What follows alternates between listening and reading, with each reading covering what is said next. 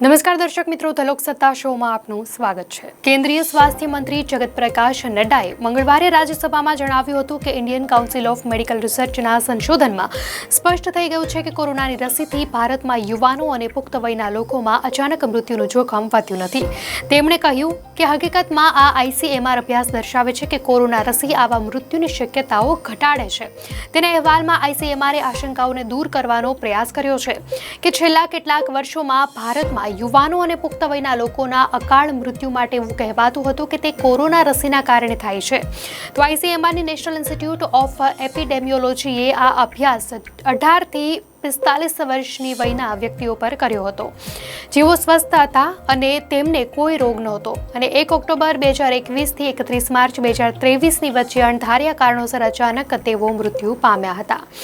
તો આ સંશોધન 19 રાજ્યો અને કેન્દ્રશાસિત પ્રદેશોની 47 હોસ્પિટલોમાં કરાયું હતું। સંશોધન દરમિયાન આવા 729 કેસો નમૂના તરીકે લેવામાં આવ્યા હતા, જેનું અચાનક મૃત્યુ થયું હતું, અને 2916 સેમ્પલ એવા હતા જેમને હાર્ટ એટેક આવ્યા પછી બચાવી લેવાયા હતા। તો સંશોધનના તારણો દર્શાવે છે કે COVID-19 રસીના ઓછામાં ઓછા 1 કે 2 ડોઝ લેવાથી કોઈ પણ કારણ વગર અચાનક મૃત્યુની શક્યતાઓ નોંધપાત્ર રીતે ઘટી જાય છે।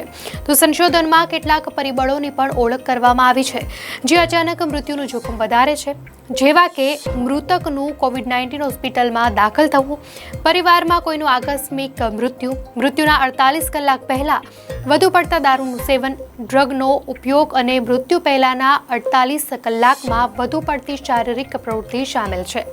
તો કેન્દ્રીય આરોગ્ય પ્રધાન JP નડ્ડાએ જણાવ્યું હતું કે ICMR અભ્યાસથી તે સ્પષ્ટ થઈ ગયું છે કે COVID-19 રસીકરણ અને યુવાન વયસ્કોના અચાનક મૃત્યુ વચ્ચે કોઈ પણ સંબંધ નથી। તેના બદલે COVID-19 હોસ્પિટલમાં દાખલ થવાનો ઇતિહાસ, પરિવારમાં આવા આકસ્મિક મૃત્યુનો ઇતિહાસ અને જીવનશૈલી સાથે જોડાયેલા કેટલાક ફેક્ટર સહિતના અનેક પરિબળો આવા મૃત્યુની સંભાવનાને વધારે છે।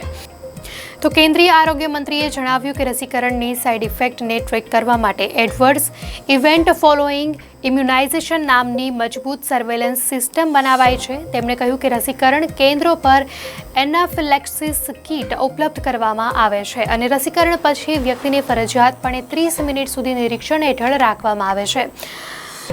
AEFI વિશે જાગૃતિ વધારવા નડ્ડાએ કહ્યું કે રસીની આડઅસરો સંબંધિત કેસોની રિપોર્ટિંગ વધારવા માટે રાજ્યોને માર્ગદર્શિકા જારી કરાઈ છે। સરકાર જાગૃતિ ફેલાવવા માટે સોશિયલ મીડિયાનો પણ ઉપયોગ કરી રહી છે।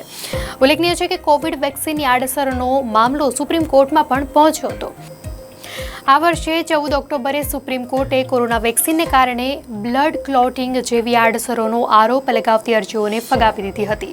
તો તત્કાલીન chief justice DY Chandrachud, justice JB Pardiwala અને જસ્ટિસ મનોજ મિશ્રાની બેન્ચે કહ્યું હતું કે આ અરજીઓ માત્ર સનસનાટી ફેલાવવા માટે દાખલ કરવામાં આવી હતી। બ્રિટિશ ફાર્મા કંપની એસ્ટ્રાઝેનેકાએ આ વર્ષે એપ્રિલમાં કોર્ટમાં સ્વીકાર્યું કે તેમની COVID-19 રસી કોવિશિલ્ડની આડઅસર થઈ શકે છે। જોકે કંપનીએ એમ પણ કહ્યું હતું કે આવું માત્ર બહુ ઓછા કિસ્સાઓમાં જ થાય છે।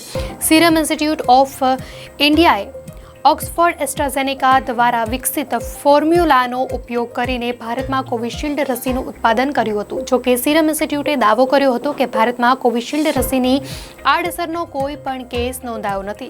બ્રિટિશ કોર્ટમાં સબમિટ કરાયેલા દસ્તાવેજોમાં એસ્ટ્રાઝેનેકાએ સ્વીકાર્યું હતું કે તેની કોરોના રસી 1 મિલિયનમાંથી 1 કેસમાં TTSનું કારણ બની શકે છે। આ કિસ્સામાં શરીરમાં લોહીના ગંઠાવાનું નિર્માણ થાય છે અને પ્લેટલેટની સંખ્યામાં પણ નોંધપાત્ર ઘટાડો થાય છે।